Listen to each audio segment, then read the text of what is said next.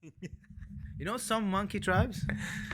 Yeah. The winner. Are we There's a- recording this because this is already golden? So in some, How dare you not? Did you record? Yes. Okay, good. No, Because I it's- want the monkey story in no, there. you know that in some monkey, it's normal for monkey tribes when you have a tribal leader, Yeah. and a new male wants to become the alpha male. Yeah.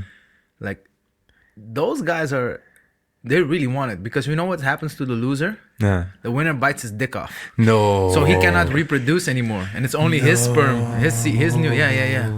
So if Yeah. you get challenged, If you get challenged, or if you challenge the leader and you lose, yeah. your dick gets bitten off. And if you are the leader and somebody challenges and you lose, they bite your dick off.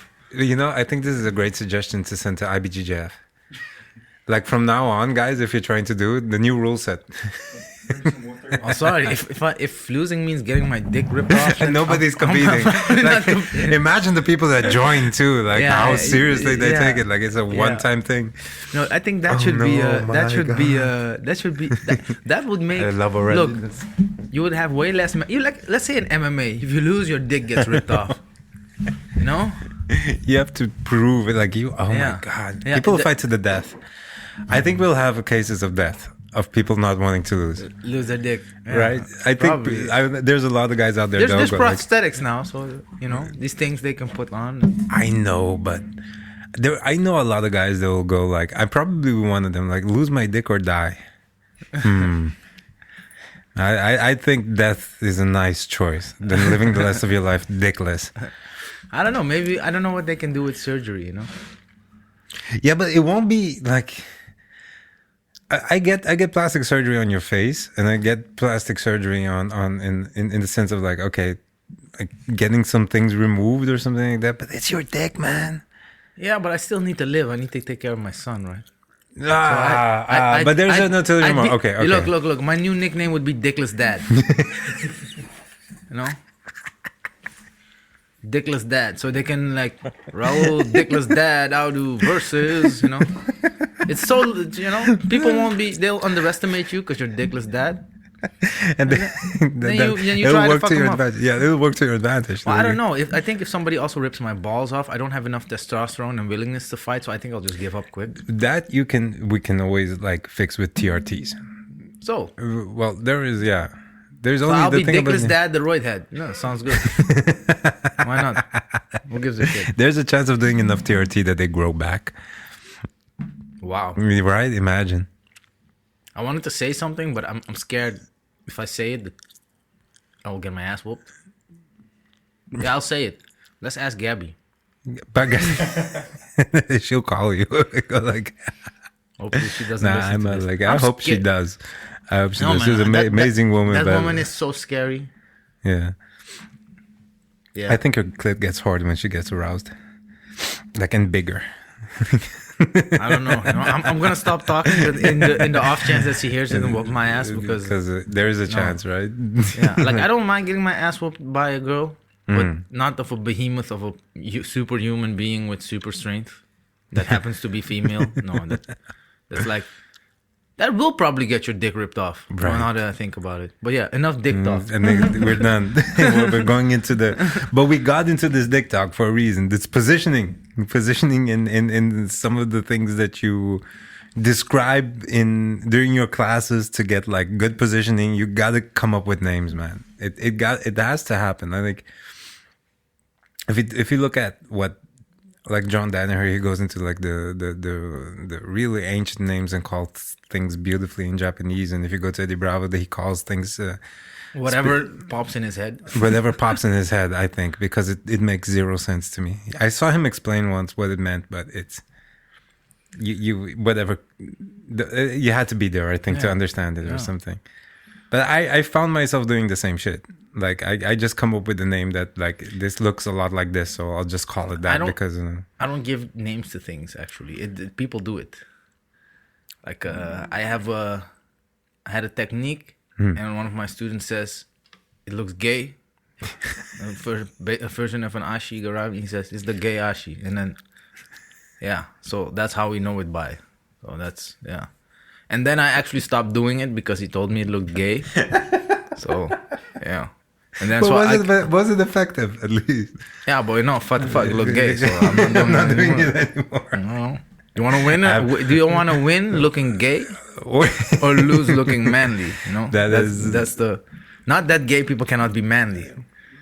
You know, so I'm already trying to be politically correct, you know. So yeah. We get it. No, but so yeah, but no, I kid you not. You know, I actually stopped doing that move just because it hurts. Yeah. I'd stop doing it too immediately. Why? Yeah. No. Why didn't you do that? But because it was a little bit gay. It was on the off, like it was right on the edge. So I stopped. Yeah. So I actually have to modify it to look less that way.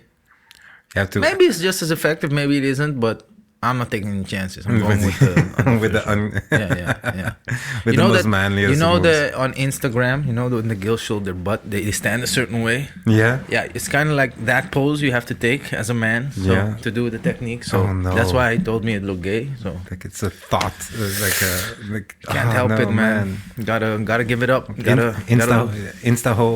Insta-ho Ashi had to leave. No, man. It's impossible. Couldn't keep it. Yeah. Oh, no, man. God. Okay, we got into Insta-ho Ashi. Yes. Into the gay Ashi kind of move. Yes. And that's the reason why we well, I do get people going with, and I wanted to get into one of the names that I saw. I'm dying to look. What the fuck is the turtle Buddha? And this goes into, that name is like, who came up with that shit? No, so Were you the one that made that one? No. It was a guy on the internet. So what happened was this. Yeah. I've been playing. So Preet. For those who don't know who he is, Preet Mikkelsen, look him up. But he plays turtle. Yeah. And he has a systemized way of turtle and turtle variations and stuff like that. And there's also a position called panda. Yeah. If you don't know what it is, look it up. But I went like, yeah, this is all cool. But I'm just going to fold my legs underneath me, go full lotus, and put my head on the ground and chill. You know, it's a good resting position for me. It sounds weird, but sometimes it is. Yeah. And so it was kind of like my interpretation of panda. And I also do the normal panda. But sometimes I just like to play that. It gives different feel, different stability, less stability, more mobility, stuff like that. So it is, in fact, panda. But somebody on the internet say, what's with that cross-legged panda position? And somebody jokingly said, no, that's Buddha turtle. And I'm like, fuck yeah, I'm using this.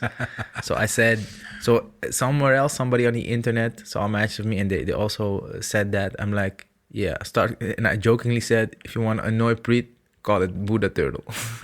Perfect. And then people started doing it. So fuck it, I ran with it. Preet, you hear that? Yeah. Your moves have changed now. No. I did it to annoy him. And because the way I do it, it's not a fully transferable skill. So everybody can do panda. Yeah. Yeah, if you can't fold your legs like I do, then you cannot play that Buddha turtle stuff. So that's why he doesn't. Well, it's not like he doesn't like. He goes like, yeah, it's good for you. You know, he laughs about it. But yeah, I started this whole joke, you know, to fuck with him. Yeah. What came first? Did that match? Well, there's a couple of things I want to touch on, but what came first? Did the move come first, or did you go into that match? No, I was doing that move already. Already before, way before. Yeah. Because I saw you doing it during those matches, and where you tested the turtle position and stuff like that. Yeah. And like before that, you already were like, nah, it feels much better to go into lotus. No, it's not much better. It's like I like both. Yeah. But yeah. Indiscriminately, I like both. I just do in some situations I like to do the panda, but I'm really pressurized. Sometimes I go full lotus.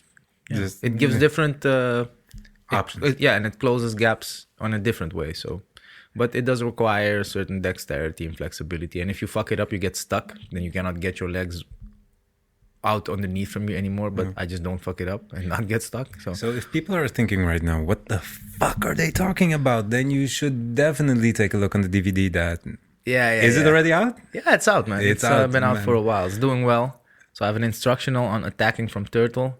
And on YouTube, there's a video, like 44 or 45,000 views of me doing some grappling industry competition, and I just pull turtle every time and fight from there. That was okay. That video is so good to watch. It's hilarious, right? Guys, if you don't have anything to watch this. And even if you do have stuff to watch it anyway, because it has so much emotion in it.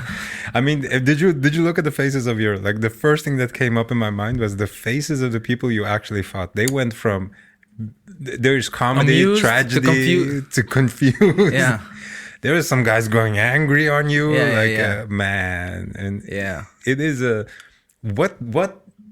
Let me say it like this: because Preet gave kind of an explanation to the video, you know, like he also broke it down a little bit, and he also explained like I also broke it down, by the way. I haven't seen that yet, so you have to link it to me, it to this thing, and. What was your mindset going into that? Because you're certainly like, I'm going to go into, you wrote yourself into a competition. The idea was not to win, but purely to test this, I could imagine, right? Yeah, so it was like this. I've been doing this for 2.5 years. Yeah. That's how long you know Preet, right? No, I'm longer, but I started training it. I took him. Look, the first 6 months I didn't take it seriously, so that's why I'm not saying 3. I'm like, who's this fat bald guy from a country I don't know? Gonna tell me I should? Yeah, right. You know. So, but yeah, I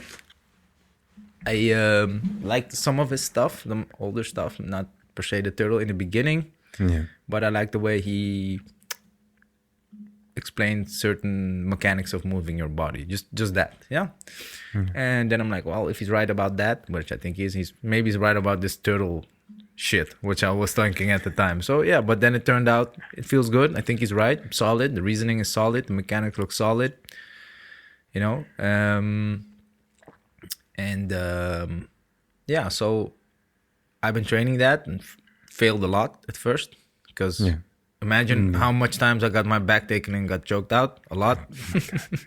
That to be, man. Yeah, because you're giving away like the but now I don't see it as giving away my back. I'm like, no, he's not on my back, he's just behind me, so there's a difference. But and then trained it a lot, and then I said, like, you know what, I never could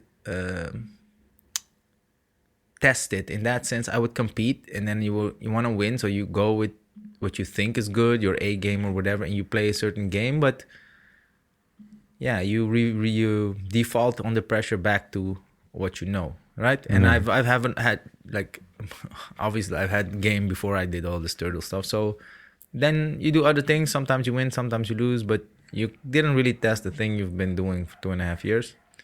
So I thought the only way that I'm ever gonna do it is I just go with the mindset of, I'm just gonna test this. Yes. Only this. If I lose, I lose.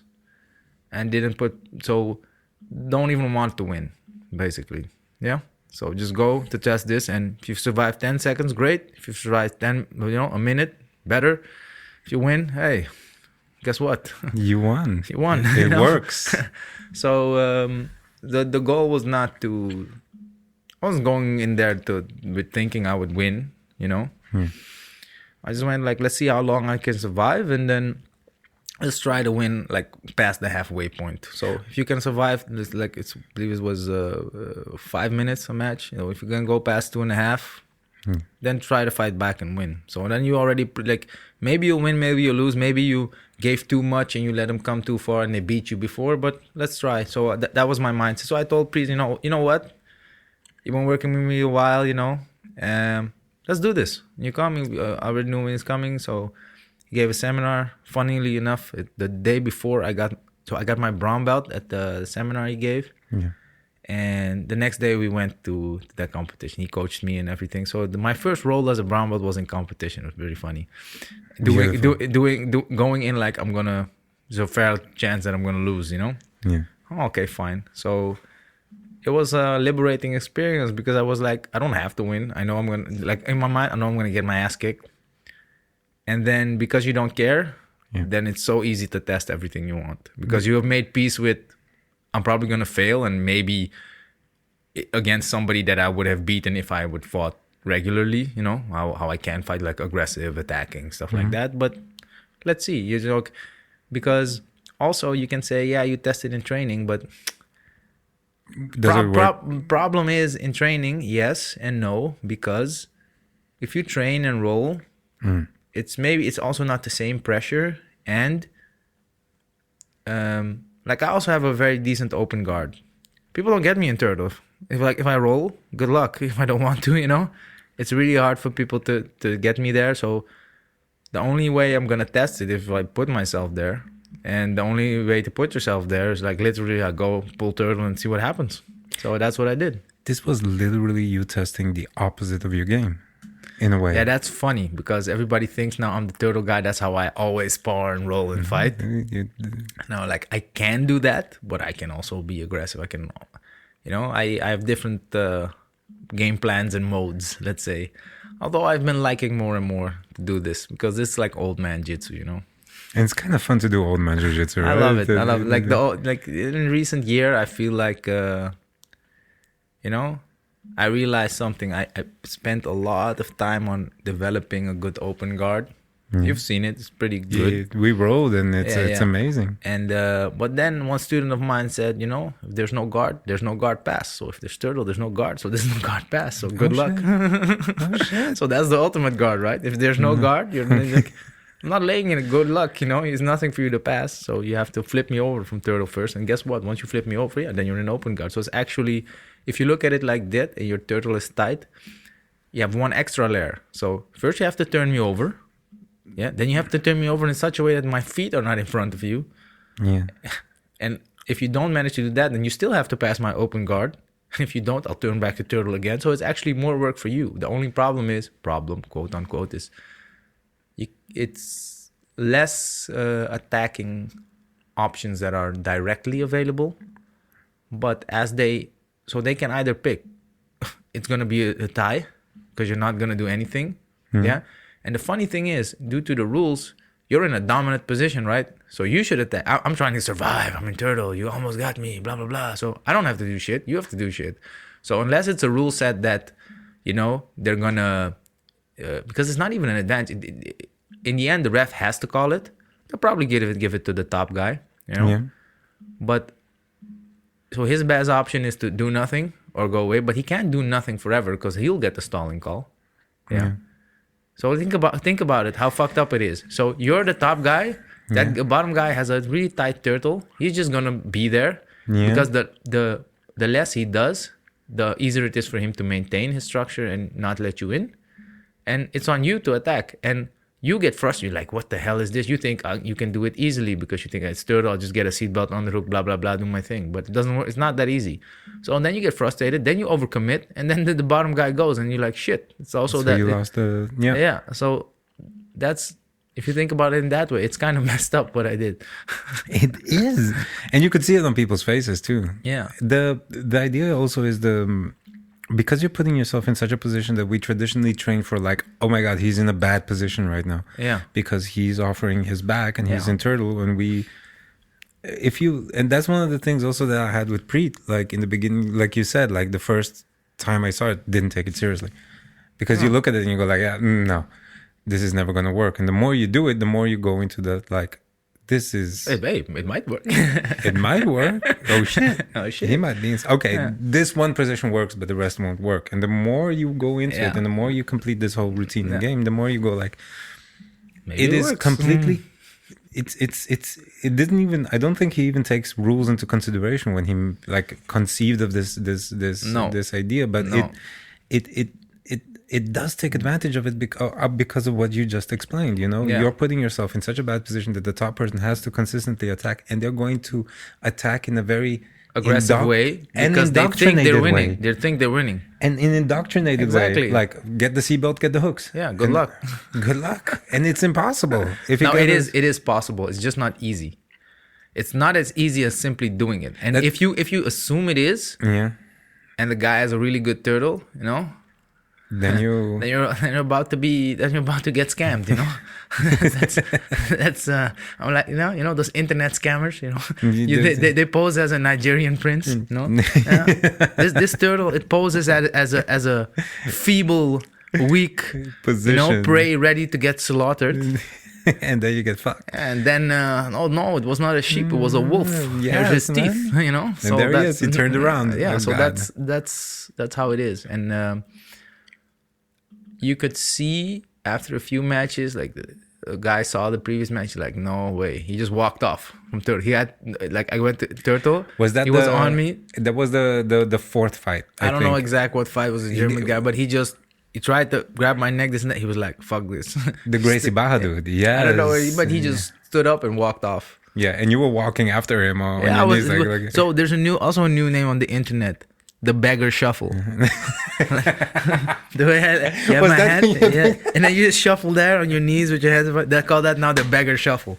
So I don't come up with these names. People on the internet do, and I just if I like it, I just run with it. Man, that one's the beggar shuffle. Like you look like a beggar shuffling. Give me some change because your hands are in. Yes, yes. Oh my god.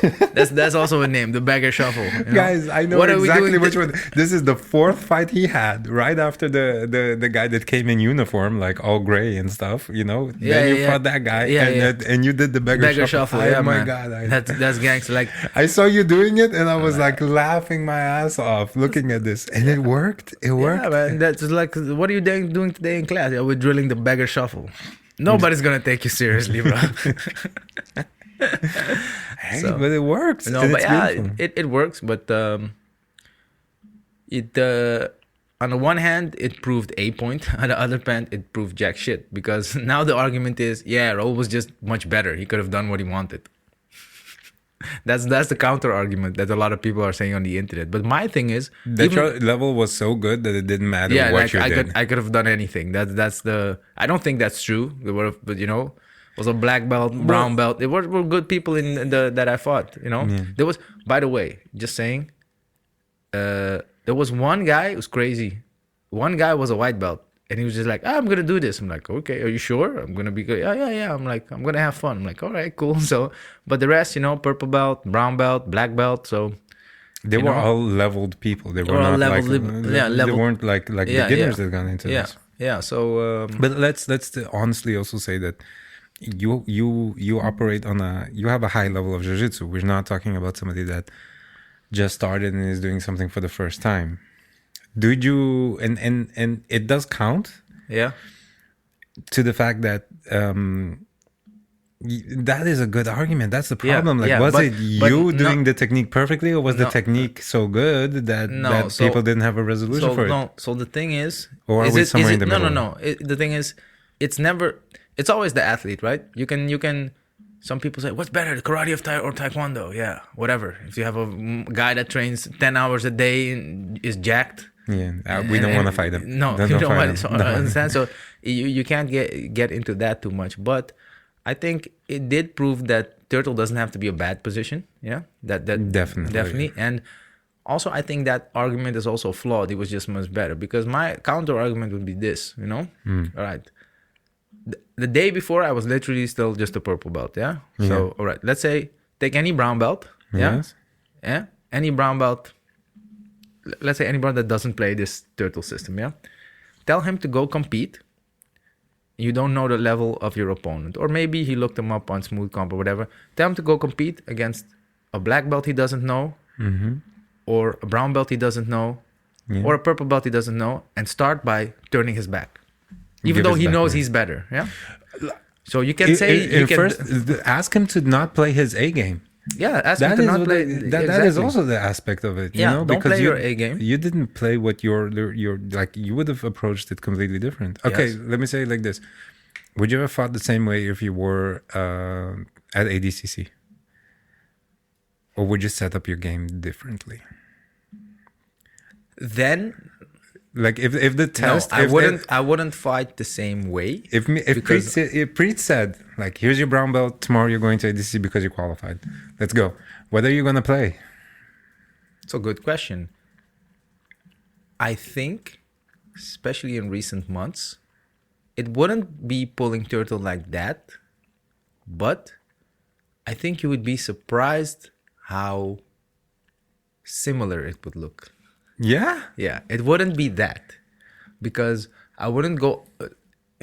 I don't want to get too technical, but it's basically like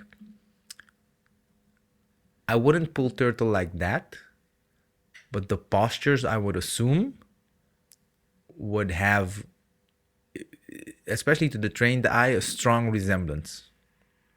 Okay. And then also the point becomes, I wouldn't need to. I wouldn't want to, like, how do you say? I would use it if somebody put me there. I know what to do in turtle, yeah. So it might happen, but it depends on if the opponents put me there, obviously. So because this is now saying like, okay, if you go compete at a high level wrestling tournament, would you start with giving the opponent an underhook or something like that, yeah, or some advantage, yeah? You wouldn't, yeah. But let's say you develop something and people have had the oversight. I think it's still right. The underhook is having somebody have an underhook on you is bad, but I'm just using this as an example, yeah. But let's say there's some fat bald guy in Estonia or in some country or some bushman or whatever. We're not talking about anybody specific. No, then that tells you like, you know what? I think that the assumption is wrong. That it's not the underhook position, but the way you, I don't know, let's say something. The way you position your pinky and shoulder, if you do that differently, then it's actually not bad to get underhooked. By the way, this is just an example, yeah? I don't believe what I'm saying now, but as a hypothetical case. Then you could go like, okay, maybe he's right. You try it and you find out, wow, this guy's right. It's like magic. Okay. Still, your margin of error, are you gonna then let him have it, you know, in your wrestling tournament? Or are you gonna go like, wait, if you do get an underhook, it's not over yet, buddy. You ain't got so it's more like that. But to test it, especially if you really want to test, then you can go like, I'm just going to go fight, try to win. And if I get in trouble, I'm going to use this. But then the data you acquire is less because you're going to spend less time in that position because if opponent first has to put you there. Yeah. So it's not a matter of would I fight that way if it's a tactic. No, it's obviously not a good tactic to just go fight that way, I guess. But if you want to gather data to see if it works and you don't know your opponent, that's the best kind of data. You don't know if you're better. You don't know if you're worse than him. You don't know how good he is. You don't know relatively to you. And maybe you go and you whoop his ass in 30 seconds and nothing bad happens and you don't get to test any of the positions because he cannot put you there. So what's the best alternative if you really want to get data on test, you know, video data and see what it looks like under pressure? You have to give it away. It might cost you the match because maybe he's so good and you thought you were good, but you still leave this small gap and you just get choked out. But it's the only way to secure maximum amount of time spent in that position under competition pressure to acquire the data. Like you analyze, okay, how does it really work under pressure? Yeah. That's amazing. Yeah. So then the question would be, if I go to ADCC, obviously I would want to win. Then the goal would not be I want to acquire data. But if the goal was I want to acquire data on this, yeah, I do exactly the same. But you'd be, not stupid. I don't know if it would be wise to do that unless you really don't care about winning or losing. And I think for that tournament, I really didn't care. I'm assuming for ADCC I would. Maybe I wouldn't if I'm older. I have no idea, but I assume I would because it's, every grappler's dream. So yeah. But I think you'd be very surprised because I'm already in my game starting to blur the lines between turtle and open guard. I don't care anymore if I have to hold. I'll turn my back anyway. So understand, but it's not exactly what you saw, but it's very similar. And it's transforming into this side jujitsu. Yeah, it's more, I'm blurring the lines here and there, and then it also becomes more me in the sense that, I like to be aggressive. Yeah, so and you can also see it in my instructional that I put out. I show, now you're in turtle, you get this, you move this way, and all of a sudden you're not quite in turtle anymore, but now you can attack, and what are you going to do from there? And then it blurs. Like the guard until it just blurs into attack, something like that. So that's why I said it wouldn't be exactly the same, but I think you'd be surprised in how similar it could look. All right. But what came up to me now as a question is, has the essence of going to a competition changed for you? Because now you suddenly have something different. And I asked this, so for those that are listening, is like, first you go to the competition with the sole reason of winning. Yeah. And if you're like really a beginner, what is your reasoning? Like, are you going to the competition to kind of test yourself, and then later on you kind of get the taste for it, and then you want to win? Maybe it's in your nature to already win. Yeah. But now you suddenly went to a competition purely to get better. Yeah. And So understand. And what happens now? Why would you join the competition? What is what's that little thing? Did it change for you? And if it did? Yeah, I can tell you exactly what changed. I got old. Yep. Yeah. So look, I went to the ADCC trials. I did good, but I lost in the second round. All right. Okay. Then but when you say you got old, do you say you got old as in I got wiser, or do you say I got old and then I got like I'm a little bit slower now, or no, not slower? Would you say maybe I am. I probably am. Like biology would state that I'm probably slower than I was when I was 24. But do you feel slower, or do you? I feel slower every day, but I have a 7-year-old. No, but no. I think it's more of a matter of how do I state this? So yeah, let me explain. So I went to the ADCC trials. I did well, but lost in the second round. I was just confused that I heard somebody's knee pop and he didn't tap, and I'm like, huh? So and I was not ready to break it, I guess. And then he got out, and I was super confused, like how is he not injured? And then he ended up locking me because I was like, I was still, what do you call it? Dumbstruck. Yeah, like, dumbstruck. What the fuck, you know? And and he I haven't seen that willingness to take like a tear or whatever, because he I saw him with a brace after, you know, and in between his other fights after that, and he was in pain, so he eventually lost the fight after that. So it was a good guy, you know. He beat me fair and square. No issues with that, and maybe I should have bridged harder or whatever. So, but I'm fine with the outcome. But the sheer willingness of him. Like... Yeah. And then I realized, like, and I talked with my coach, with Raffles, yeah. So, by the way, that's my lifelong grappling and MMA coach. With Prita, I've been working 2.5 years, so he's also my coach. But when I say coach, I really mean Raffles. So I had a talk with him, and he said, "Bro, you're too old in this game. You're not. How do you say?"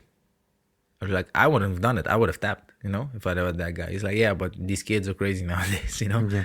And then I also saw like I made one mistake in my first. I still won, but I made one mistake, and that got him to give me a little bit more pressure than I'd like to have gotten from him. And the sheer intensity and explosiveness of that young kid, I was like, all right, I'm old. I'm not like these kids. It's something like, even if I can beat him, I still feel like I'm old. So yeah, so I would like to say, then he realized like, yeah, I need to start competing at Masters division, but then you still want to do adult, right? But then you have these young kids, so you're setting yourself up for failure. You cannot, like, I know you were supposed to say, yeah, if you're a higher belt, you have more experience, you're gonna beat. No, let's be honest. A young mad blue belt on the top of his game that's jacked, is a hard thing to deal with. He's gonna whoop your ass. Let's be honest. Okay, so then I was like, okay. There's always the possibility to get out-athleted, yeah. And you can become an athlete to a certain extent, but let's get real. I'm a dad, got a 7-year-old. I train a lot for somebody in my position, you know, with responsibility of being a father and holding down a normal job and stuff like that also. So, and I'm still, for somebody like, I train a lot. I think I still train more than most, like, professional competitors do. Yeah. So, but, and then I was like, okay, I wanna improve, and I wanna see, you know, I wanna do it for me. And if I lose, I lose. I'm probably never gonna have that youthful explosiveness anymore. So let's see. Let's think about the game. Let's think about the posture, structure. Let's see what I can do with what I have now. Yeah. What would negate the advantage of having the? Was that the thought? Like, what would negate the advantage of somebody else's athleticisms? Yes, exactly. So I'm like, and also a student of mine told me this. He's like, you're old, act your age. You know, that young guy you were hunting people down and come. He's gone. You know, and maybe 2 years ago, 3 years ago, you still were.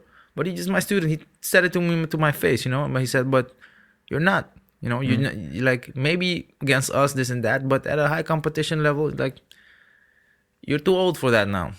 He just told it to my face, and I'm like, yeah, he's right. So then what I can do is, remember the saying, surviving is winning.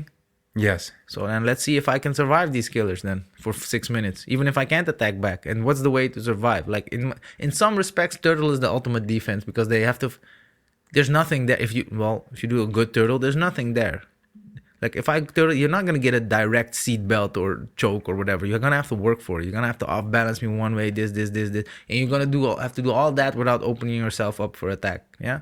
So I didn't go there to win, but look, if there's some.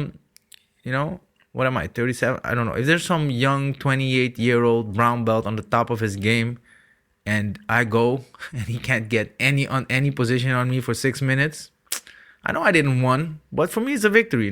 Old fuck like me, why not? So that's the change in mentality. I know that you're not gonna, if you go head to head, you're not gonna last. So why not do something that let them work?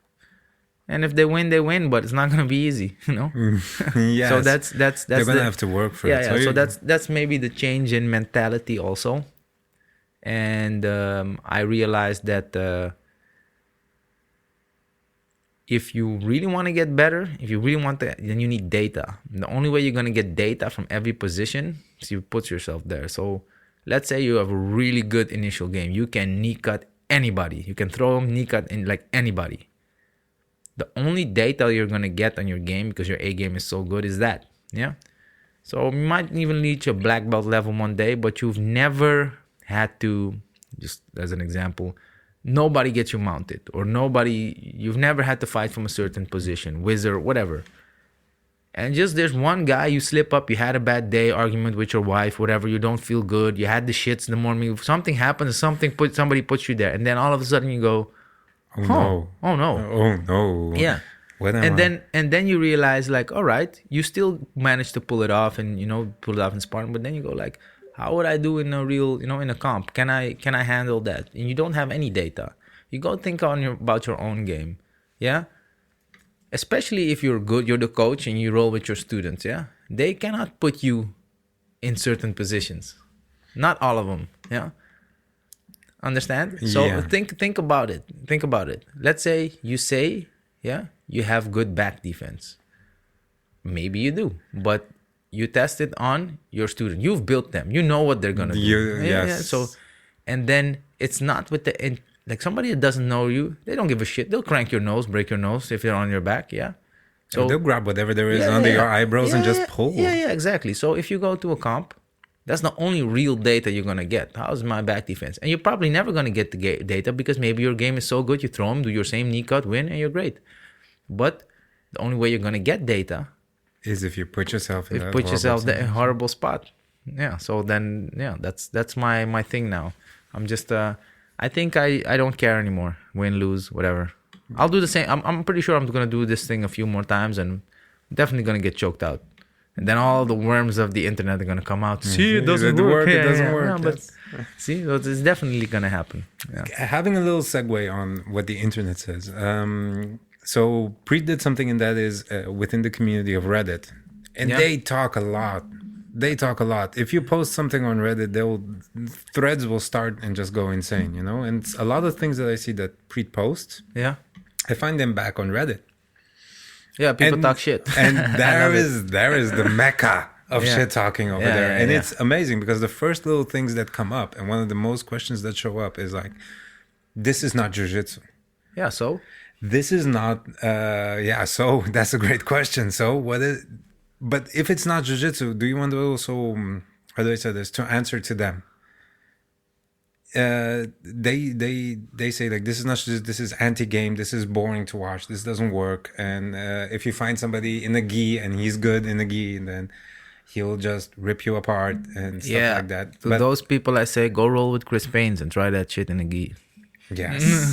Well, guys, Raoul just posted a challenge for Chris Payne. Yeah. Guys, go find him. Fuck him up. Yeah. No, you. Good luck. Yes, man. So yeah. But what do you have to say about that stuff? That is like, because it's going down. I see that the opinion is also changing. It's going towards like, funny enough, I looked up the anti-wrestling of Whitaker in MMA in the UFC. And they mentioned fucking Preet Mickelson in the fucking video. I was like, what? Yeah. What? Preet is getting famous day by day. I had him here. I saw him in person. There are more people that are like trying it, And even if they're not trying it, the whole idea of not turning your back is changing. I recently saw Greg Jones say, never accept side control. Even if you have to, just turn your back. Just don't let them have side control. Like that. Imagine that 10 years ago. That is insane. Just turn your back instead of giving away side control. No, they say you're crazy. Just start shrimping, framing, blah, blah, blah. No. The old school teacher would slap you where you stand. Slap you in the face. Poha! Poha! What the fuck? No, it's true. So, and the argument, this isn't jiu-jitsu. Who cares? Yeah. Yeah. So, I that literally means nothing to me. Yeah. So, there were people once when Eddie Cummings and Gary Tonin started leg locking everybody that said this isn't jiu-jitsu. Well, guess what? Now it is. Everybody's leg locking everybody now. And how? So that thing is like, let's say it isn't jiu-jitsu. Then my counter argument is, well, then it should be. Then it should be. Well, if that is not jiu-jitsu, then what the hell is? Yeah, so I don't care. And if they go like, this is anti-game. Okay, well, then my counter argument is, if you sit, and you constantly negative grip, you don't go for your own grips that's also like anti-game. Nobody complains about that. And still, if you, the same people that say this is not jiu-jitsu, this is anti-game, are the same people that say, you shouldn't turn your back in turtle, this and that. So it cannot both be true.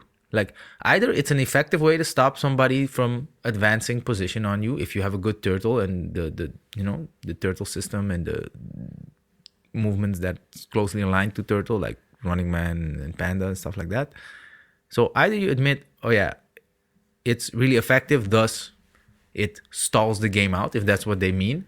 That means if you say that means you admit, it kind of neutralizes the guy's attacks to such a degree that the match becomes boring.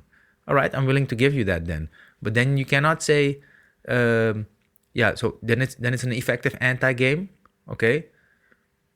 But those also the same people say it doesn't work. Well, which one is it? So either it works, but you find it boring to watch. I don't care. A lot of people find Floyd Mayweather boring. He's still the best boxer there, in recent time. So I don't care. It's not my job to be entertaining, It's my job not to die. I don't even say not win, but not to die. I thought that was the goal of jiu-jitsu, was not to die, survive. Survival is winning. Mm-hmm. So the other guy should also take it as a compliment. I'm assuming you're so good, my sole goal is survival. I'm not even doing anything back. Yeah. So if I keep doing that and you keep pressuring me enough and not giving me, overcommitting here, there, then theoretically it should end 0-0 and you win because the refs are definitely going to give it to the top guy. Let's be honest. So what you're telling me is my defense is too good. Well, then I will take that compliment. There you go. And that's the whole thing. Like if you say it's anti-jiu-jitsu, it's because in some kind of way, shape or form, you think it's boring indeed. Yeah. But most people that think jiu-jitsu is boring, they're not there.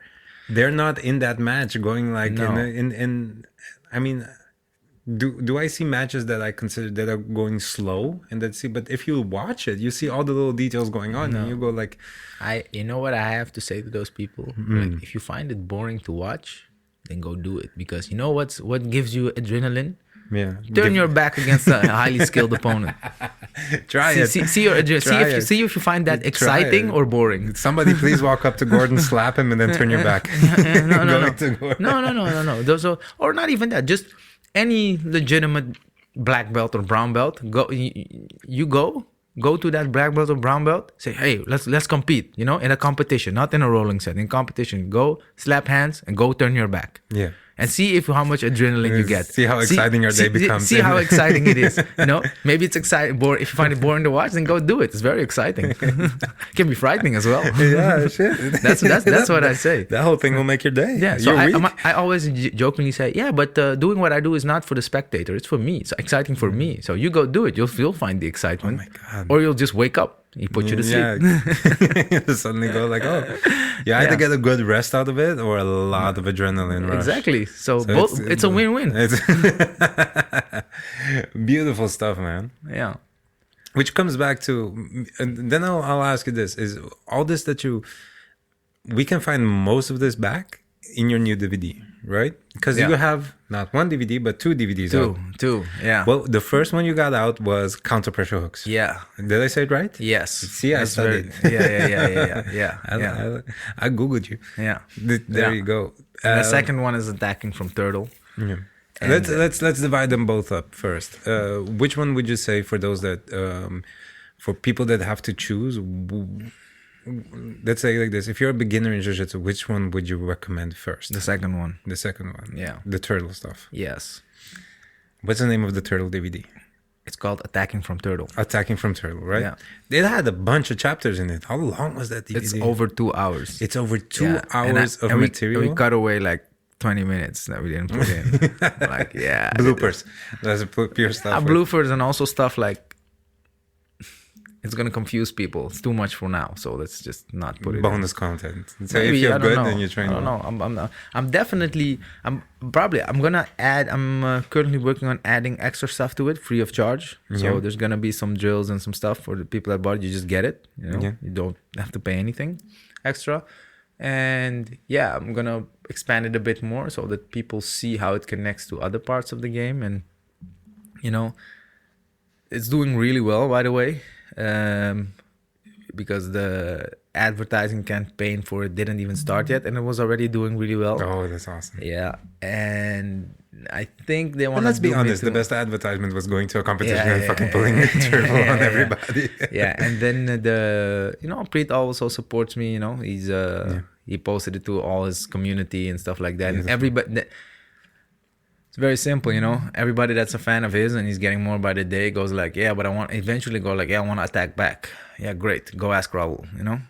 Awesome. That, so you're actually the attacking part of this. If you guys were a duo, you would be the attacking part of the duo. Yeah, so that's why we're gonna do a seminar, right? Turtle, sword and shield, like Pokemon. Yeah. You know the video game Pokemon, Sword and Shield? It's addictive, man. But so he'll be the shield. He'll teach all the defense, and then eventually I'll teach the sword, you know. I'll teach how to attack back from all these these positions. So yeah, we're gonna do that in February, and then we have a fun camp in May where we have all the killers, you know, like Chris Paynes, they call him the villain. Mm-hmm. Yeah, he's also very good at these defensive parts and attacking back. He's good at everything. Like he doesn't know it yet, but he's going to be on the podcast. Yeah, he should. He should. Yeah. To call so him no. Well, you know, he's one. He passed my guard blindfolded one time. I was there. That was insane. So that was insane. So they put blindfolds on. So fuck you, Chris. That was insane. Yeah. That was unnecessary. You hear that, Chris? You didn't have to blindfold yourself and then do that shit. Yeah. Embarrassed. Like people say to me, you know, that was unnecessary. You could have just attacked. Why are you stalling for a few minutes? You know. Why are you giving me hope? Yeah. Why are you giving me hope? No. But that's he's really good. He's a black belt now on the Preet, and he jokingly says he calls Preet dad as a joke. Yeah. And then when he says, because sometimes there are certain principles, you know, that Preet teaches, and sometimes when I'm serious, I do it, and sometimes I'm not. I'm just fucking around, and I just do different shit. And then he saw me doing one thing one time. I extended my leg a certain way. He was like, "I'll tell Dad." And I'm like, "Fuck you," you know. So beautiful stuff. But let's go back to the February. You guys are doing a seminar, and that is going to be here. No, it's going to be in my gym in Almere. Yeah, I have a gym in Almere, and there we're going to do a seminar. It's a very small gym I have, so it's really limited spots. But yeah, it's gonna be. It's also like a test, you know. That's why I do it there, to see. because Priet has like some fans in the south of the Netherlands and in Groningen. So I'm like, yeah, I'll make a smack down the middle, you know. So who knows? Maybe I can get both of them in, both of those gyms, and also people from my own gym, people from ATC, stuff like that, you know, and see what happens. And but I only have like, realistically, you can have like maybe 18 to 20 people in my gym. That's it. It's a small gym. It's a small little gym. So it's gonna fill up quick, you know. Already just now I was checking my phone, more people texting me like, save me a spot, this and that. So it's gonna fill up quick, the one. And but it's just to see as a test, like, how would it go, you know. Can we I know we can do it. We've taught together before in that sense, but in a seminar setting we haven't. So yeah, I wanna see how that goes, and if people appreciate it. And the reason I also do it is because a lot of people come up to me and ask me now, like, yeah, I'm studying that preach shit, and you know, that's by the way jokingly how it's called on the internet, hashtag that preach shit. So I'm studying that, and you know, what you did was amazing, this and that, and then they also want to learn from me, you know, how to attack back. So I definitely get into that, hopefully help some people.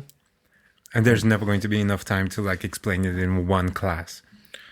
No, but that's why I said, like if that's why the seminar is also I'm gonna do that seminar, and next time maybe in a bigger venue, or you know, ATC somewhere, I'll do another one, you know, when he's back again, because him and me we see each other like too much, you know, a lot. So you know, I when he teaches here and there, sometimes I'm his uke, and you know, go to the same camps, and yeah, he comes to Amsterdam and he stays at my house. We're good. So, you know, I'm definitely, it's not going to be the only time. So all you people that want to come, and I say it's already full, it's not yet, but it is going to be, because, yeah.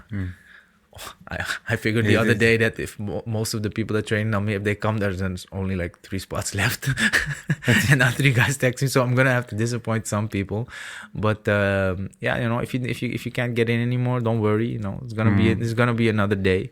Definitely more to come. Yeah. So yeah, that's fun. You know, and I didn't just went out and brought out the DVD. Like when I got the offer, I called Preet. I said, look, they offered me this and this and that. You know, are you okay with it? Because obviously you need that vote of confidence and proof. He knows I'm not going to butcher his stuff, you know, and he's like, yeah, for sure, you know, do it. And he liked it, and yeah, he supported me, he promotes it also, you know, even though his instructional's on a different platform than mine. He doesn't give a rat's ass. He just helps me out, promotes it to all the people that are interested in his stuff. And anytime anybody asks about attacking, recently he just said, oh, go watch Raoul stuff, you know. So awesome. It helps, you know. It really helps out. So it's fun. Yeah.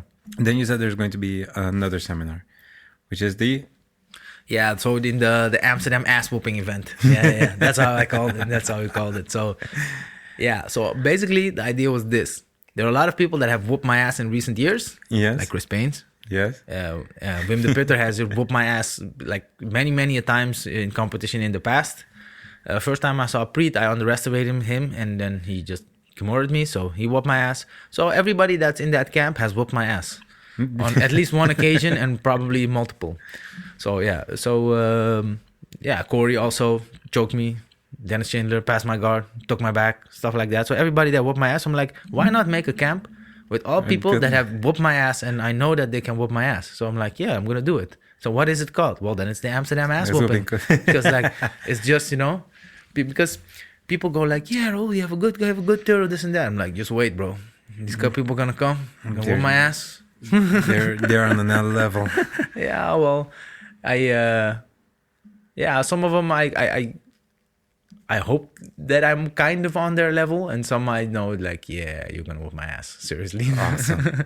So awesome. yeah. So that was the idea, and it's super fun, you know.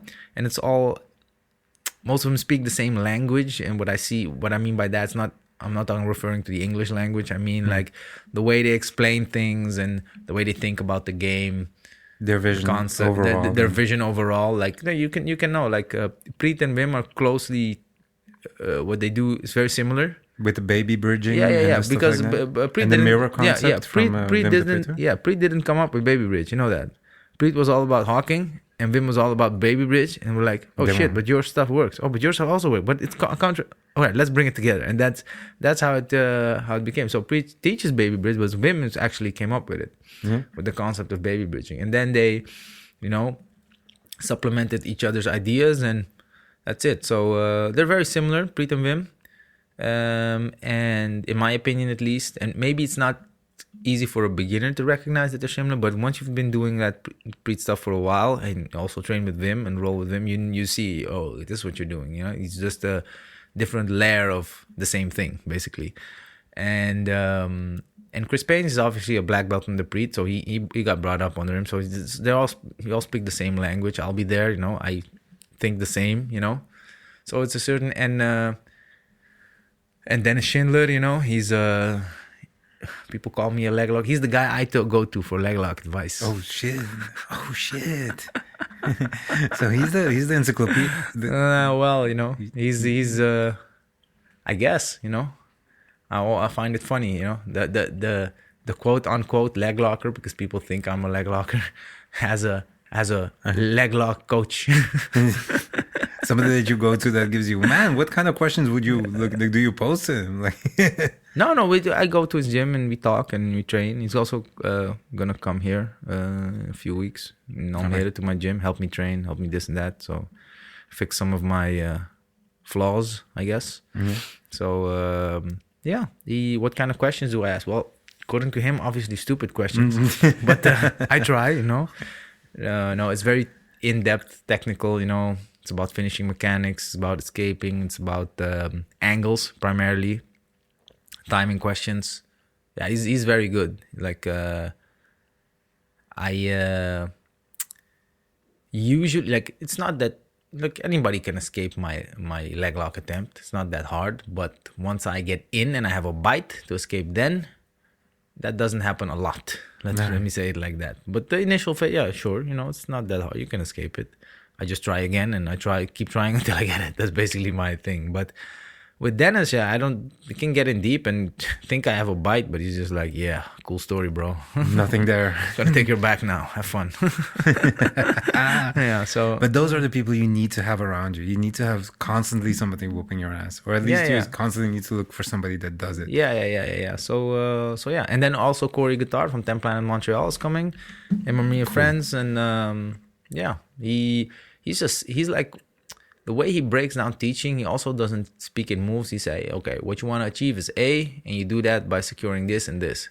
Yeah, but do I hold it this way or this? He's like, I don't care. This is what you have to control. Do it however you like. But he's very result driven, and also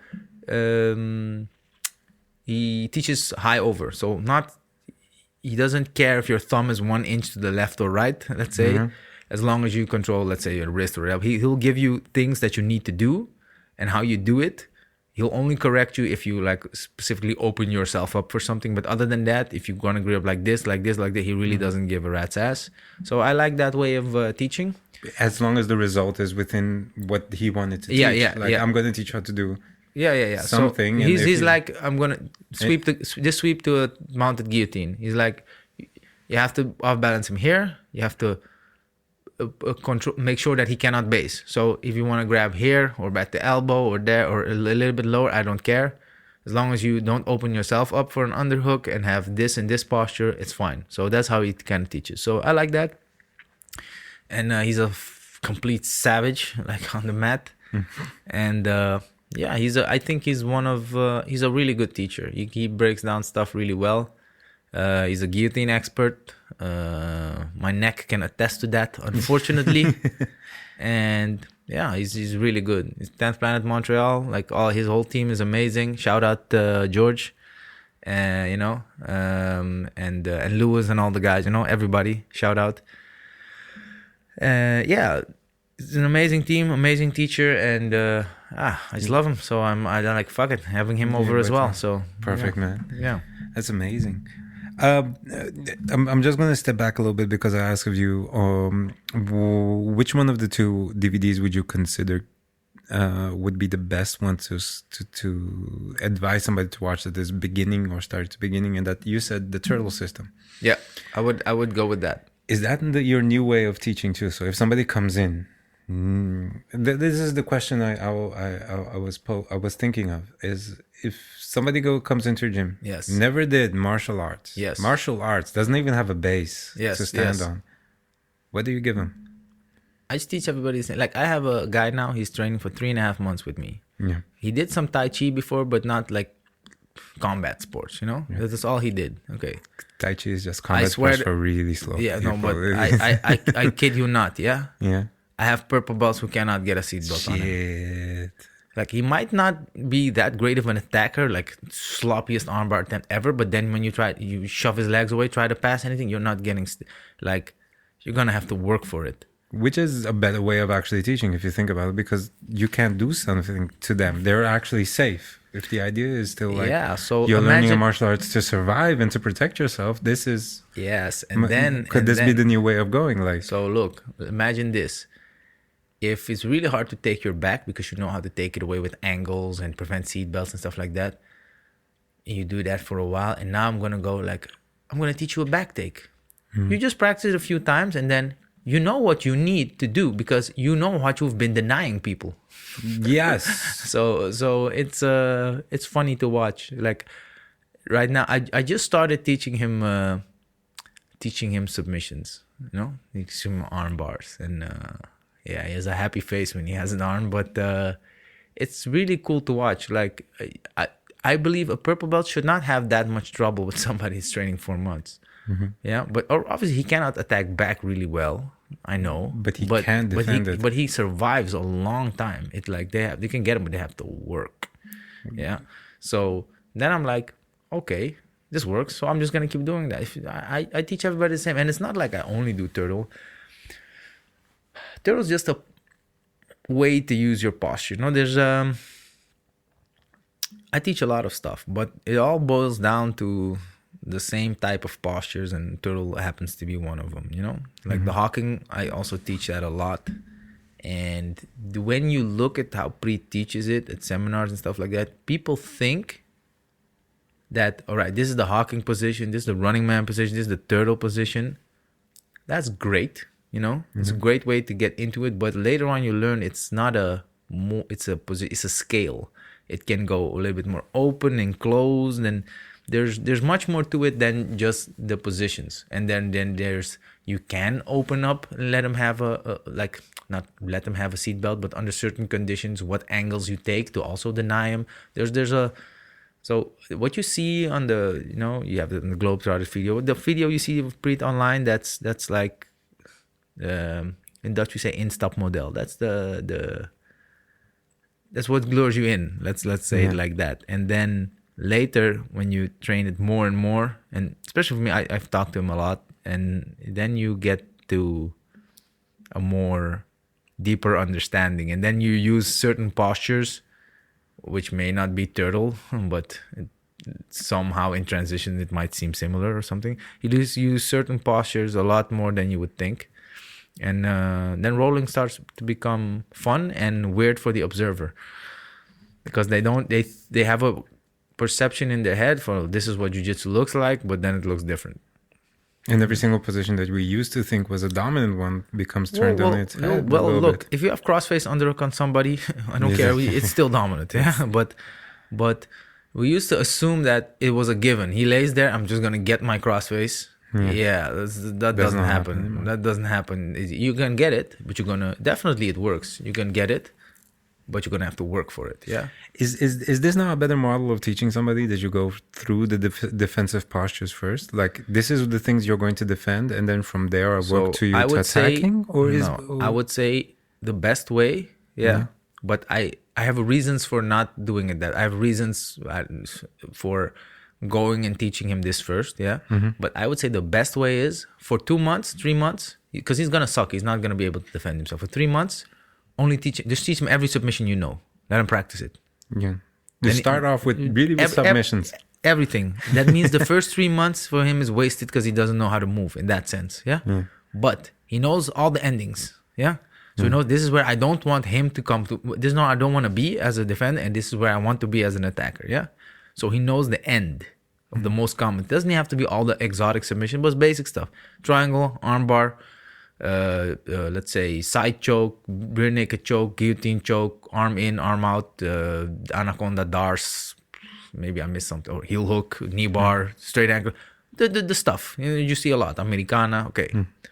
He knows all the most common endings. Yeah, how a fight ends in jiu-jitsu. All right, so he's practiced that. He knows the mechanics, and then you go, I'm going to teach you the postures, and then you integrate it. All right, start with this ending, but not all the way. He's 80% there, and now he's going to choke you out, or he's going to do this and that. And then you let him work back to the guy's 0% there. He has nothing, and then you keep defending it. And then the other day, you go like, all right, give him nothing, and see if he can get to 100% or 80% on you, because you know what he wants. Yeah, and that's for multiple scenarios you can do that. And then eventually you just let him loose. You just go, whatever happens, just if he gets something, pummel it out, and if he doesn't, just don't give him anything. And he also knows the endings to attack back. So if that guy overcommits and he jumps on something, he might catch you. So I think that's the best way. Teach him all the submissions first, and then start with the defensive postures, and then start using the defensive postures against the setups for the submissions and the submissions you just covered. You covered with him initially. Yeah, then he's gonna get the full spectrum. However, you would think learning submissions for 3 months is cool because you have all the cool attacks. But then when they roll, they get smashed because they don't know how to move. They only know the endings. So even though I think it's the most efficient way to do it, it lacks the... I don't think it's as much fun as starting with the defensive positions. Yeah, it doesn't have that for the student. Then if we look back, like if you're starting for the first time, it's you might lose them in those 3 months because it's not practically fun. No, because they go like, I know all these positions, but I never get there. And I know all these positions, but I only get submitted with, let's say, a guillotine, or I only get submitted with this by everybody because I'm so easy to, that's how it goes at first. Because so all the stuff you're teaching them, they never get there. So then you might lose them in the first few months. But if we're talking purely efficiency, I think that what I just described, starting with all the submissions, that's the most efficient way. That's the best way. But for the fun factor,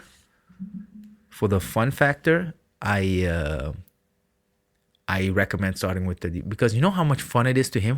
This purple belt, he cannot choke me. I survived. Even if he gets choked after 4 minutes, he's like, so how long it took him? I'm like, I'm like, see? And it's a relatively small, he only weighs 65 kilos, I think. Oh my God. And he's going up against guys 75 kilos, 80 kilos, and they win eventually, but they have to work. And then he was really happy, and that's fun for him, And then sometimes when they overcommit and he jumps back on something, even though he fails, but he jumps on something on them, he's like, and then they just shrug it off and they try to attack him back, and he quickly goes back to his turtle and they can't get stuff. That's how I keep him hooked. That's fun for him. So that's a little bit of crack I sprinkle on. Yes, exactly. Because imagine, right? You go into a gym and there's this dude that's a higher level than you, and he has to you feel like God. You're like, wow, I've only been training 4 months and it took him so long to beat me. Yeah. And then the next day it took him 30 seconds longer, Because normally in jiu-jitsu it's like you get whooped. And then, now it takes him 30 seconds longer to whoop me.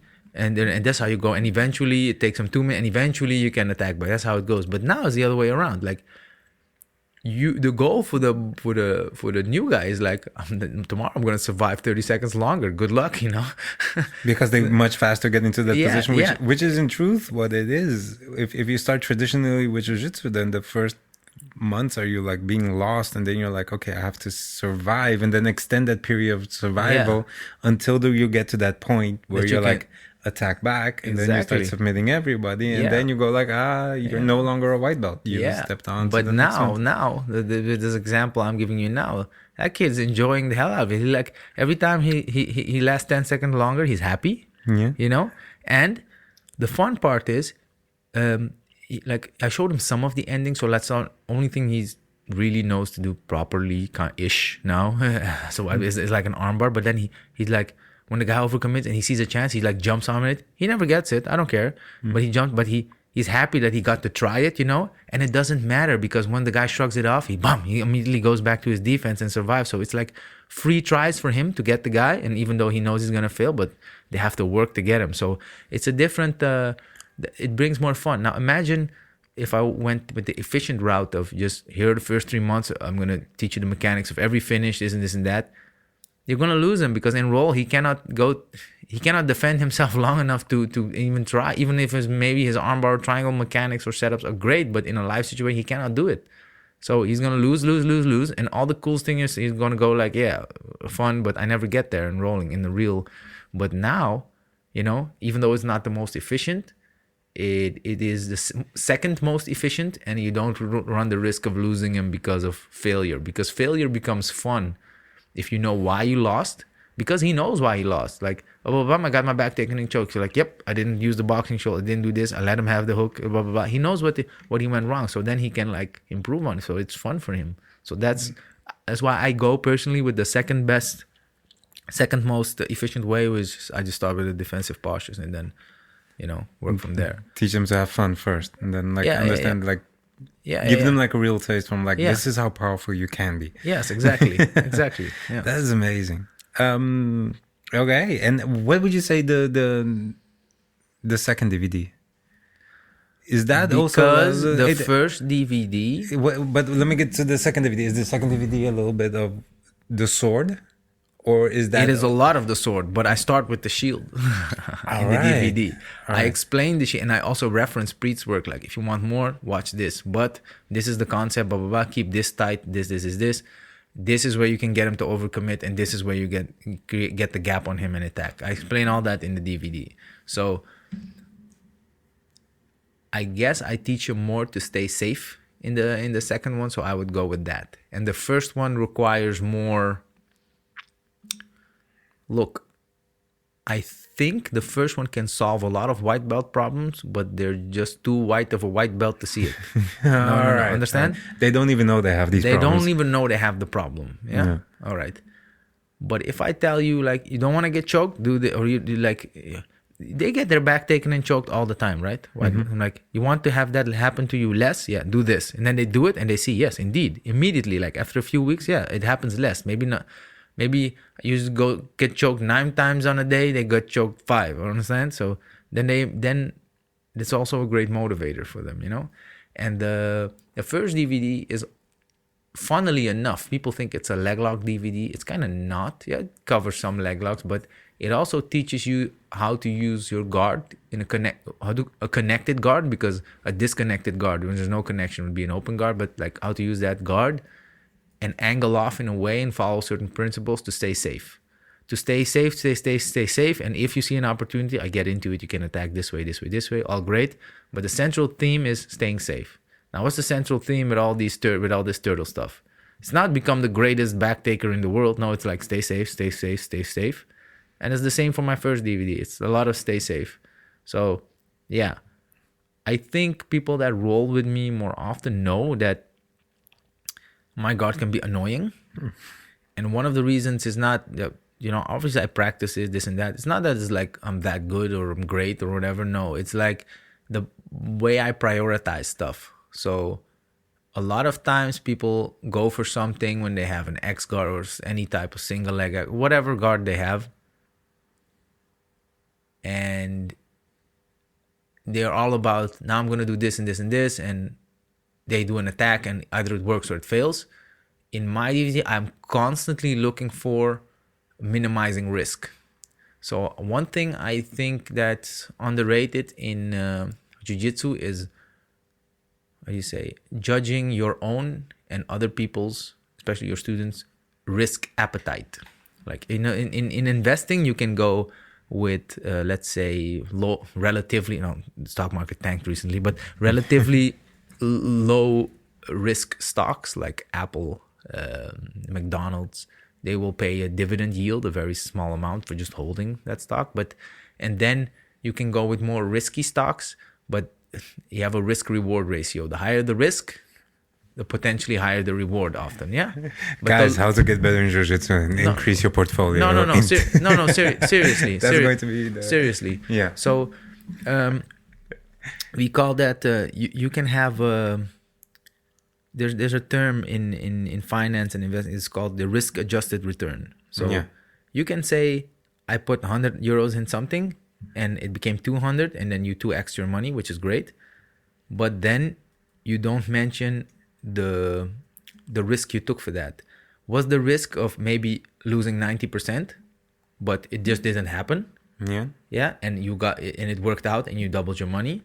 Or was the downside risk you would realistically maximally the maximum you'd lose was 20 euros, and you're fine with losing 20 euros on 100 euros, and if it works out you have 200. That's a good risk return ratio, let's say. All right, that's an excellent risk return ratio. Yeah, exactly. If you double up from losing, you lose 20% or you gain double. Exactly. So you always want to have some people look for what I call a 2-on-1 ratio. So that means the maximum I could then lose is like 50%, and the maximum I could gain is 200%. Yeah. So that's in investing what, for instance, people look for, day traders and investors and stuff like that. Great. But in jiu-jitsu, you can also have the mindset of, all right, this move might work, but what if it fails at this point? What's the risk? How much am I at risk of getting my guard passed? How much am I at risk of getting counterattacked? So that first DVD, I have I operate from a very low risk appetite. I have a very low appetite for risk. I would rather have less risk and which means less attacking opportunity, but I stay safe longer.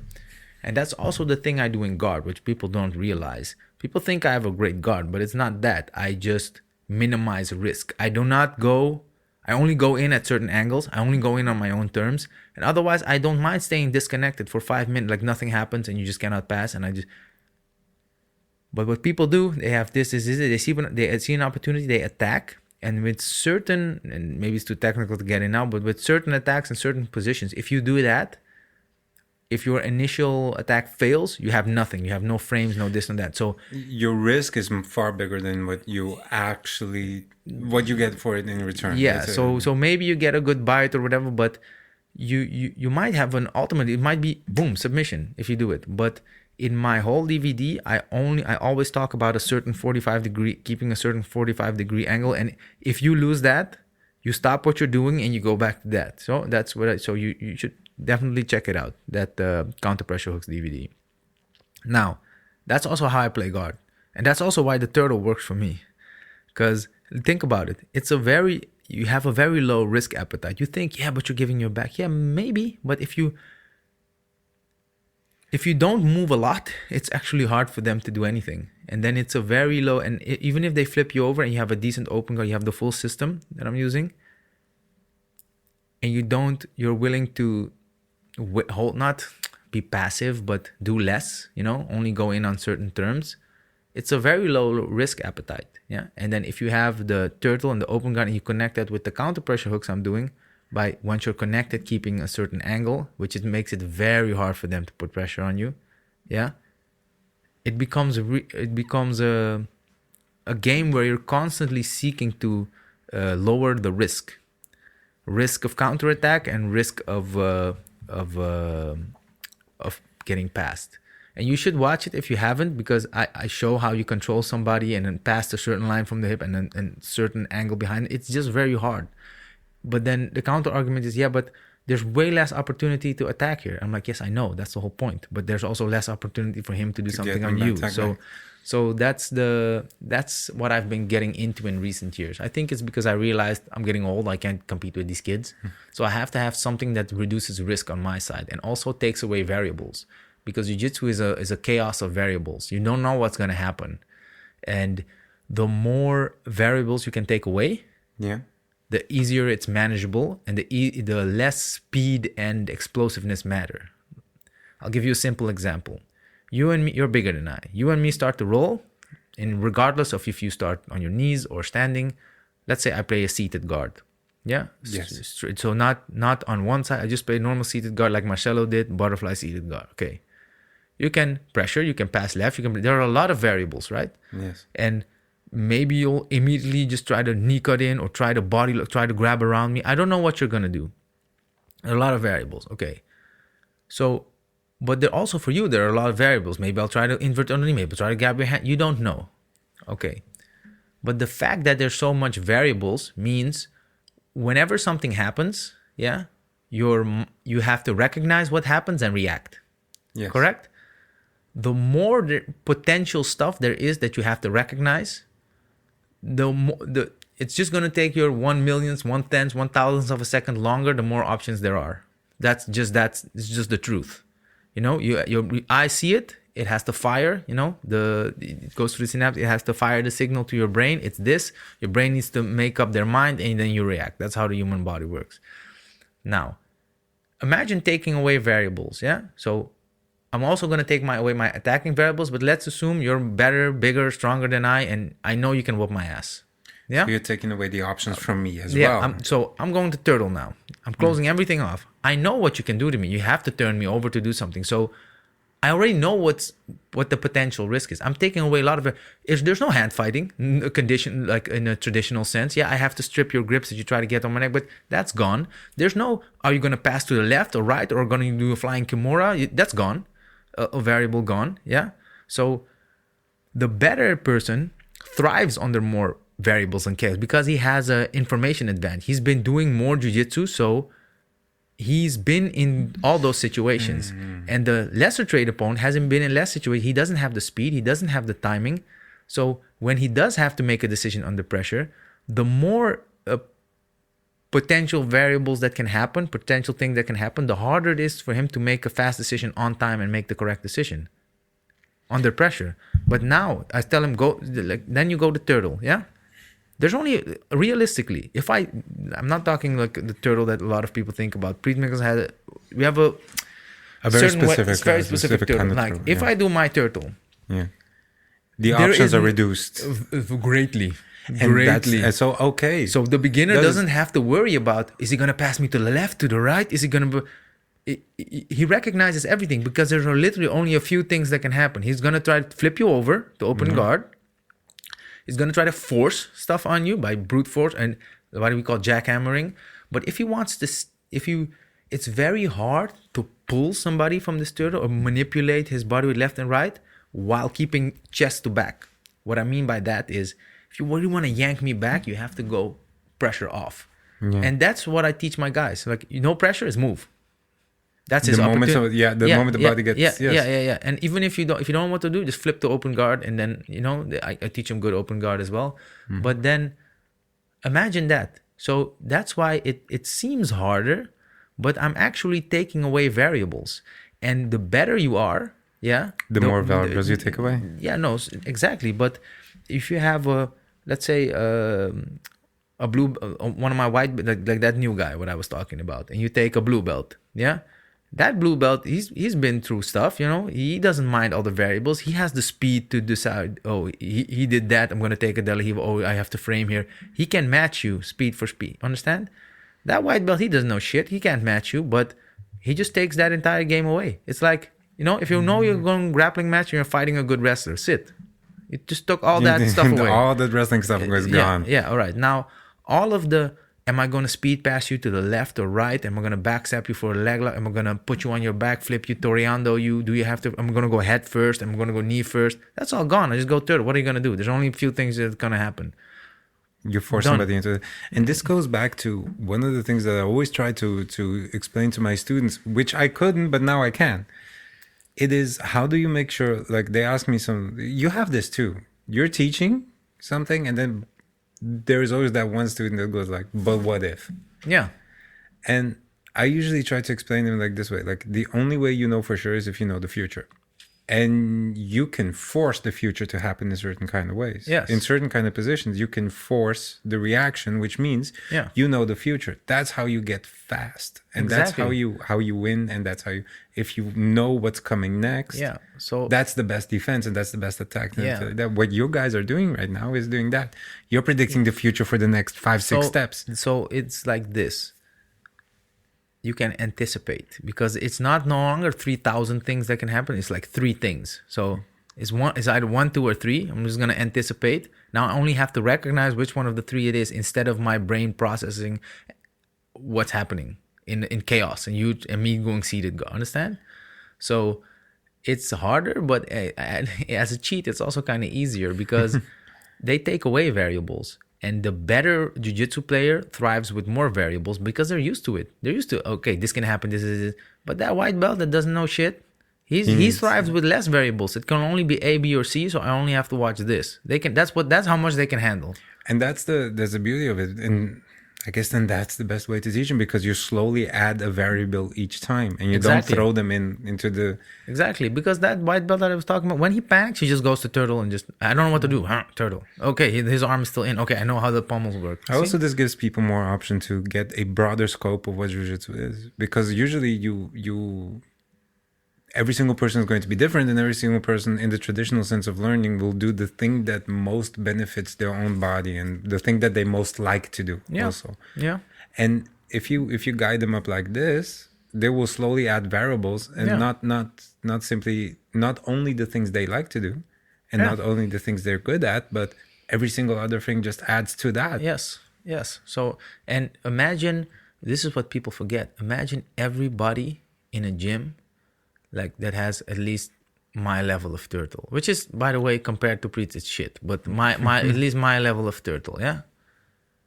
Imagine how good you have to be to take somebody's back. You'll have a gym of great back takers because anybody else that doesn't play as tight, it's easy for them, you know? So imagine the attacking a bit, like my girlfriend. Yeah. You laugh, but look. I laugh already because I bet she's like horrible to roll with. I can already see it. She like takes my back. Oh shit. She takes my back. She armbars me, and I'm like too proud, so I power out. Like, woman, what you doing? Get off me. And then because she's only like not even 60 kilos, 55 something. But she's like, guys, for you to have an idea, like she is not the tallest girl ever. I think, what would you say? She's under 60 kilos and she's about 150. I don't know. How tall is she? She's like 157-ish. Oh, man, so she's not like this 70, 1 meter and 57 centimeters, I think, something like that, give or take 1 centimeter, and then she's like less than 55. Sometimes deadly. One time she weighed 49 kilos. I'm like, damn, girl, you're light.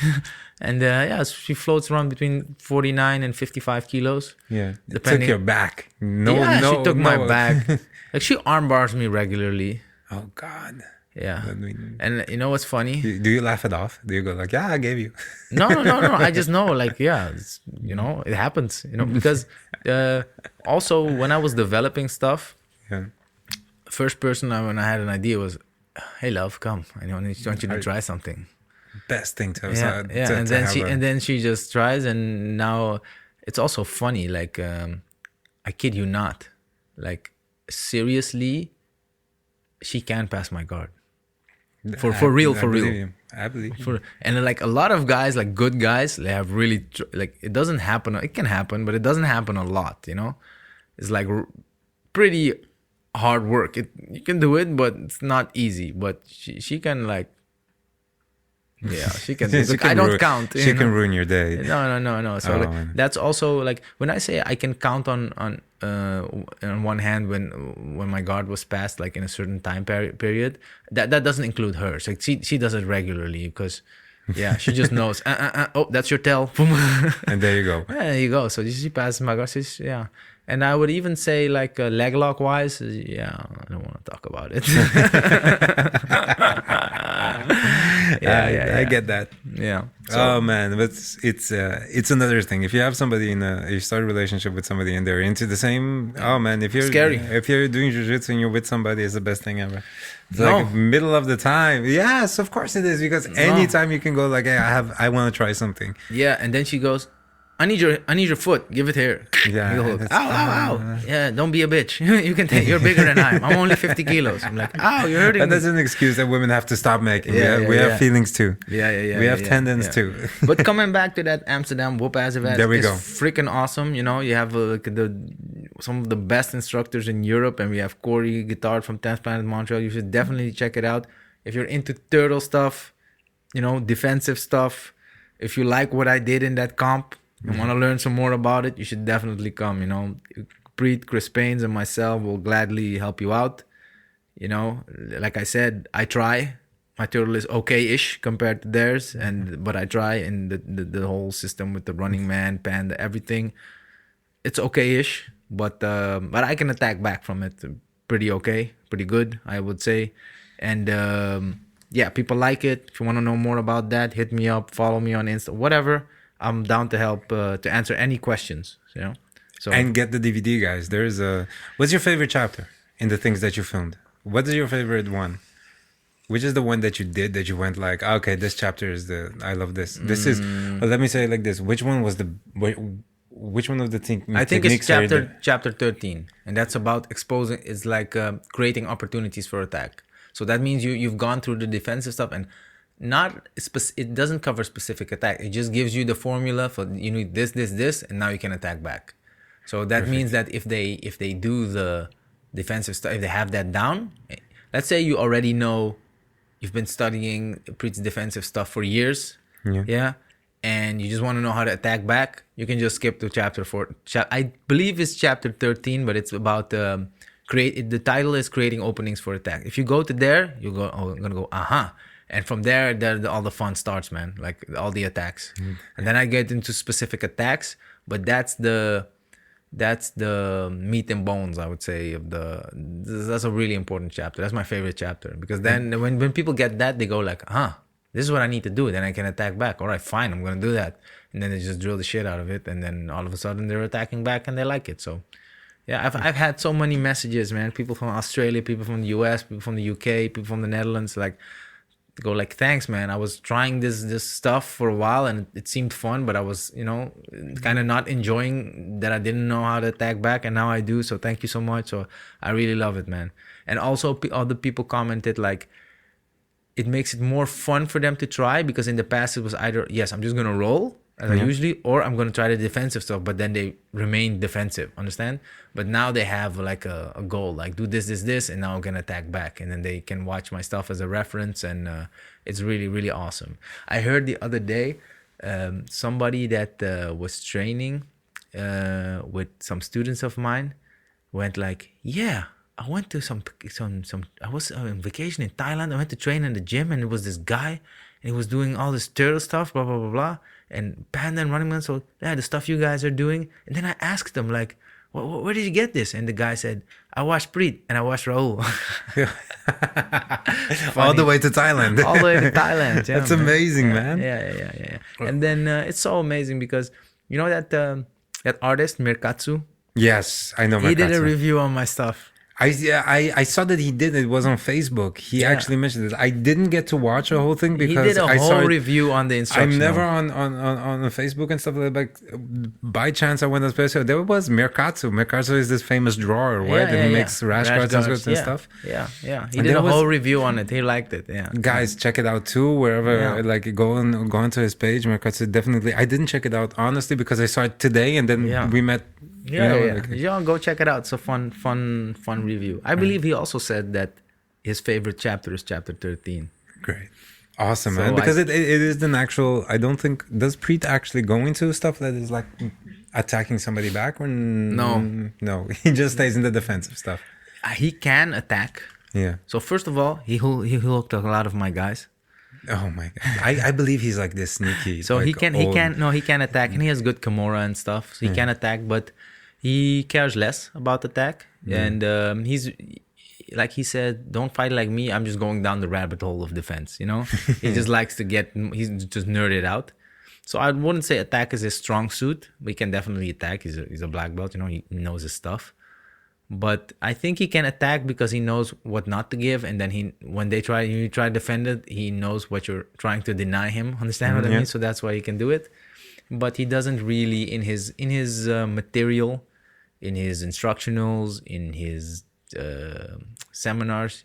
Rarely he speaks about attacking back. Yeah, and I know why he does it, because then it becomes very. If you teach them to attack back, they'll focus on the end. Yes. New people, yeah. and then you go like, what did you learn today? I learned how to armbar somebody from here. Instead of all the other shit that Preet keeps. Instead of like, I learned how to stay safe and then take this angle, so take their attack away and then try this armbar. So understand? So think that's why he doesn't do it. But I go into attack, but I think it's not a prerequisite to be familiarized with Preet's stuff. If you watch that Attacking from Turtle instructional of mine, but I do think it helps. And even if you watch it later, if you watch my stuff and then go watch Preet's all free stuff on YouTube, it's gonna help. If you watch his Turtle instructional, it's definitely gonna help. But there's no prerequisite of doing one or the other. You can watch them; they flow into each other perfectly. Yes. But watching them both, it definitely helps. Because he's like the master of defense, man. Like, so for me, it was like this. A few years ago, I got my ass whooped by Gabriel Almeida, right? There was somewhere, and I still don't know. I think maybe Rafa showed me. Yeah, Rafa showed you. Like, it's like young, like me versus Gabriel Almeida. Who knew? But I got my ass whooped, and like, damn, my defense. Once they get past a certain layer, a certain point, I just suck. Yeah, and like God sent. 1 month after that, I meet Preet. I'm go like, all right, I like some of the things he's saying, but I didn't take everything seriously. But once I started trying what he said, like, oh yeah, this works. So probably the other stuff works. So then I met him again at a seminar. Then I'm like, I had this gut feeling, this is good for me. And But you didn't like it. No. The first time, after the second time, I had a gut feeling. This is the path. And then I also saw his reasoning. Like, some people say, because I like it. But he goes like, well, biomechanically, your arm is like this. His reasoning is solid. Yeah. He actually went in like he actually went in like, this is why this angle is good to push and this not, and this is why if you take away this angle, it's hard for them to control you both here and there. So he's definitely somebody that goes into all that little detail kind of stuff. Yeah. So then I'm like, and his reasoning was sound. Mm-hmm. And then what he does is he takes example from like, if you want to see if it works, he's like, look at this and this. No, he just goes into NCAA wrestling matches and he's like, this guy was on top of this guy. He did this. It's pretty much what I say, but more explosive. I'm like, yep, you're right. So I'm like, all right, there is examples that it works. It's because wrestling is also a grappling sport. It's not submission grab, but it is a grappling sport. So logically, not everything, but some things that work there would work in submission grappling. So all right. So, but he gave great examples. His reasoning was good, and I had like a gut feeling, like this is it.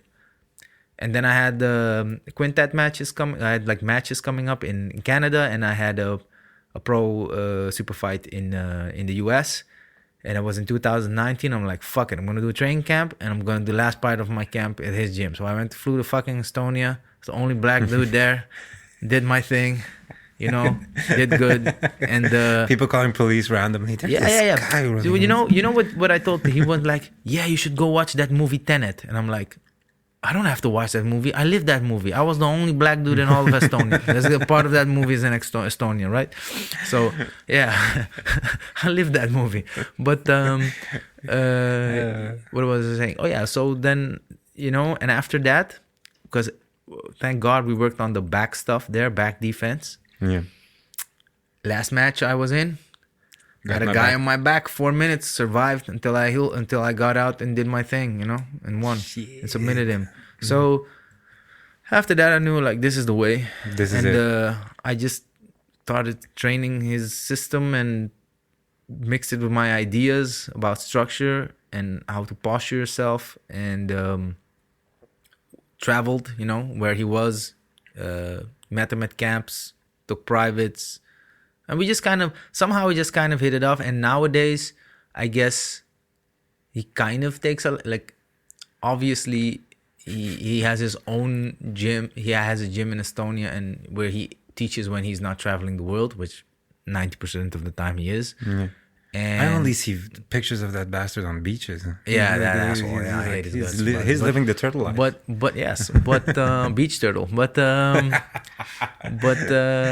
So he has very good people there. But I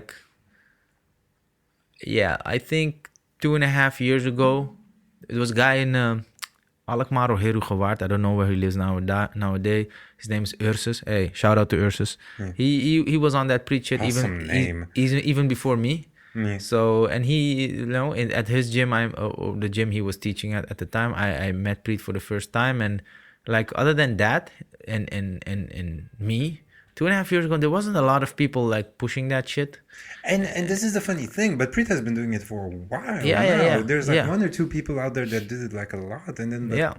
nobody got that, like, how do I say this?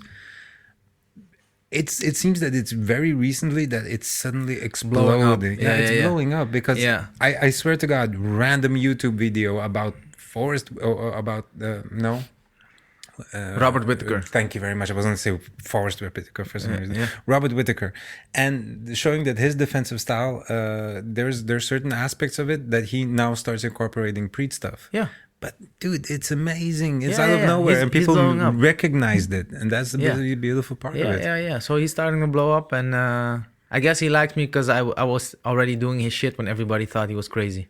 So I liked him the moment I saw him, and I saw this very weird guy because that's already the thing. Because you met him at one of the camps, right? One of the camps that you guys brought him in, and then I was simply fascinated by the fact that he was, when you recognize that somebody is doing something that they are completely passionate about. Yes. And B, there's a certain genius behind it. A genius that I do not understand. Like, I don't understand the evil genius. That is it. It's the bald head that gave it away. Yeah.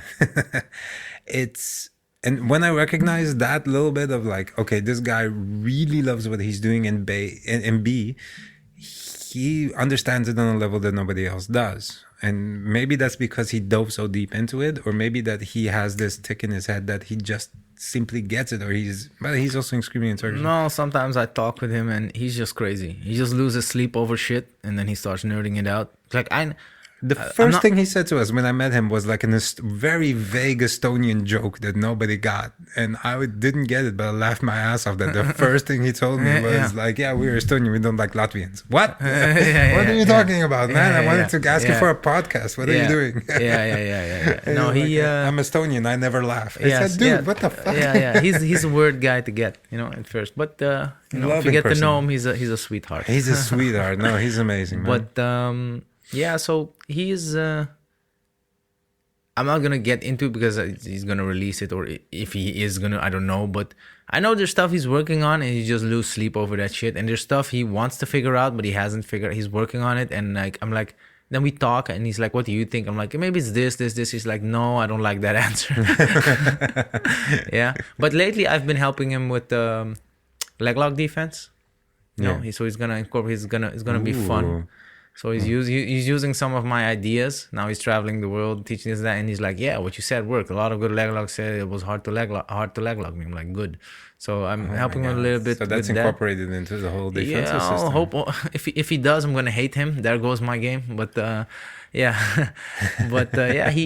helped him with that, and funny. Like we just hit it off. Like a good fun example is there's a hawking position, and then at a certain point he renamed it to Hawking 2.0. He changed some stuff. It's basically I sucked too bad to pull off Hawking 1, and he was like, Raoul does everything I ask. He trains this. He's improved at everything, but his Hawking sucks.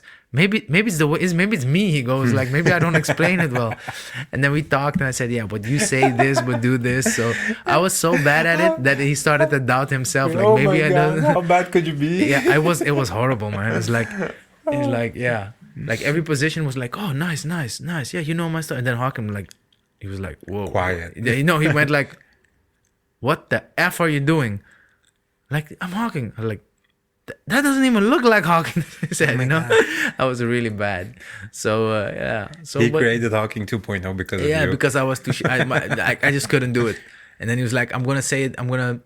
If you change. And then he realized like what he was saying, what he was doing was slightly off, a few details. And if he say it a slightly different way, people would get it. And now, indeed, after me struggling and not getting it, like, oh yeah, now I get it. If you say so, it's changed some small stuff, and then I could pull it off and not suck. So yeah, that's the story behind the Hawking 2.0. Awesome, man. Yeah.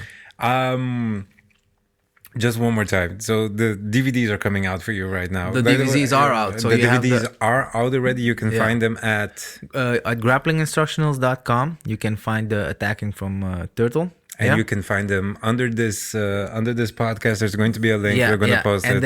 And then my counter pressure hooks is on Jiu-Jitsu X Factor. So I'll give you the links, and you can just post them underneath the podcast. It's good fun.